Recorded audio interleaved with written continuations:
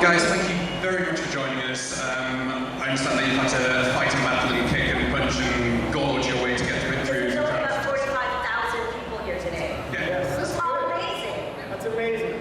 I don't believe that you guys are right here and now, so first off, again, thank you very much. Now, first off, I'm here and I'm saying hello, and it's great to give you all a greeting, but I guess part of this panel is also we're going to be saying a bit of a goodbye in a sense. Oh God, we're starting with goodbye. Because he'll start to cry immediately. I'm so sad. You turn this volume down a little. I would like to know, of the time that you've been spending on the show over the last few years, months, seasons, what would you regard as your favourite memory, the one thing that you're going to cherish the most in the years to come after the show is done? I guess for me, the last night of shooting. Can you hear him? Yes.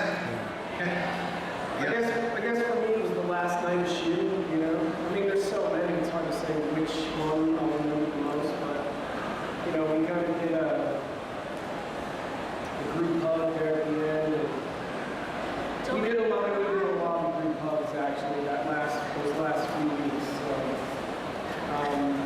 it was tough. It was tough to deal with. He's incredibly depressed, and he'll in a minute get to be the enemy love. This is Unemployed. now show them if you can play. Stop right there. Right there. I wasn't going to show my unemployed dog. Okay, so my favorite moments. My favorite moments were moments like this, when the cameras were not rolling, and it was just like goofing off crazy. It was one of the most fun shows I've ever had to work on. I've ever had the opportunity to work on. Nice. That sounded terrible today. I know. But I know. But It's it a was. very good Freudian slip. What did you do? I had to do warehouse 13. Why? Mortgage payment, shit like that. But then when I came on the show that I had to do, I did have a good time. She did one of the It sounded terrible, but I did have a great time. she did one of the hardest things that any actor can do. She came onto a series after 3.5 seasons, and after a major character was killed, and she had to walk into a set where we were all used to each other. Everybody was used to each other, and she says when the cameras were off, we were moving around. But if you've seen the show, you know that we had a blast doing the show. We had a blast. We had a showrunner, which is the person who's the head writer, on the set with us, which is extremely unusual. I know you guys must be sophisticated about how shows are done, but it's rare in the United States if a show is being shot in Toronto for budgetary reasons. The writers are in Los Angeles. Normally what happens is if you want to change a line or you're having a problem, there's a 3,000-mile phone call. Our showrunner got the network to give them 4 months in advance with a writer's room of 10 other people, so that he had so much preparation he could be in Toronto and he could be on the set. So if we were goofing around, he was able to change lines like that. So she walked into the middle of a situation like that, going, I'm not really sure. And she joined that company within the first hour. She got it and was able to join that company. It was like walking into an insane asylum.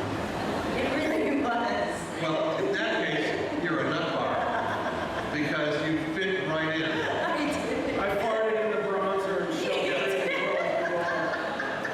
Welcome to Warehouse 13. You think he's kidding? It's an initiation. I'm not kidding. There was a lot of gas. 4 years of gas for me. I'm a charmer. I was honored that you felt so comfortable with me right away.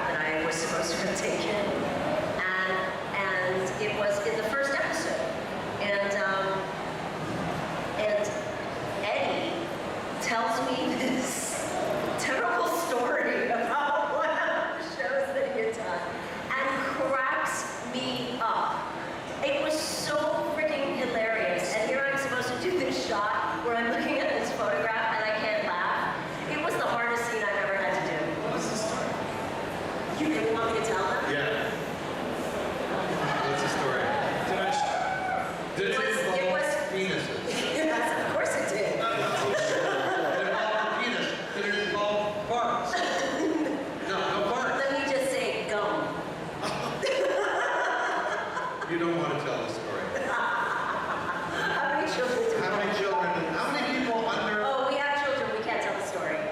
Your mom's. Come up to the table later and ask me about the All government. right, he's got his ears covered. Her or What's the next question? We got another question right here. Yes, ma'am.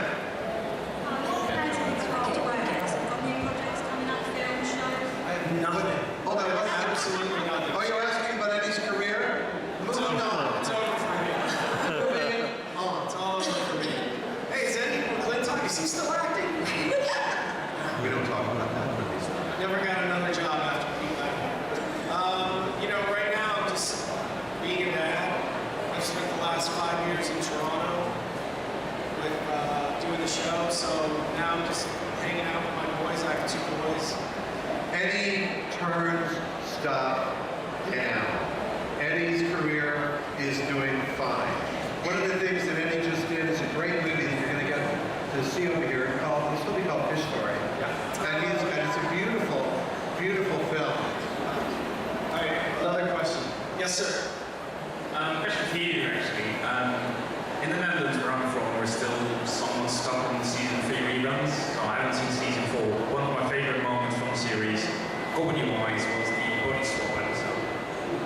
How did you prepare for that? Because you've got the mannerisms, both of you, just very action. Thanks. For the body swap episode, I finally got to make fun of Joanne in public, in front of her face. That's how I looked at it. Because I've been doing Joanne behind her back for the last 6 months, like, pig, and she saw me do it. She was like, "What is that? What is that?" I'm like. So then her thing of me was, that was me. She was like, "You're a gorilla," and so she or an orangutan. I wasn't sure it was a cross between a gorilla and an orangutan. That's kind of my thing. I like impersonating people and doing impersonations. And it was a great opportunity for me to make fun of Joanne in a semi-kind manner. So the preparation was just being on the show. I didn't really have to do much other than just show up. That was one of my favorite episodes too. I thought